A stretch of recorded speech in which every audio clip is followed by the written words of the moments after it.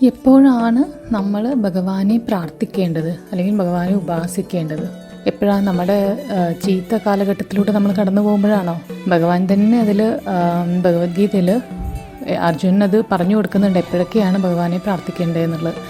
ഭഗവത്ഗീതയിൽ 8-ാം അധ്യായത്തിൽ 7-ാമത്തെ ഒരു ശ്ലോകപ്രകാരം പറയണത്, തസ്മാൽ സർവേഷു കാലേഷു മാമനുസ്മര യുദ്ധ്യച മയ്യർഭിത മനോബുദ്ധിർ മാമേ വൈശ്യസ്യ സംശയ എന്ന് വെച്ചാൽ, അതുകൊണ്ട് ഏത് കാലത്തും എന്നെ സ്മരിക്കുകയും, അർജുനാവുമ്പോൾ യുദ്ധം ചെയ്യുകയാണ് അവിടെ കർമ്മം അല്ലേ, യുദ്ധം ചെയ്യുകയും ചെയ്യുക. അതായത് നമ്മളെപ്പോഴും ഏത് സമയത്തും ഭഗവാനെ സ്മരിച്ച് നമ്മുടെ കർമ്മങ്ങൾ ചെയ്യുക. എന്നിൽ മനസ്സും ബുദ്ധിയും അർപ്പിച്ച നീ എന്നെ തന്നെ നിസ്സംശയമായും പ്രാപിക്കും.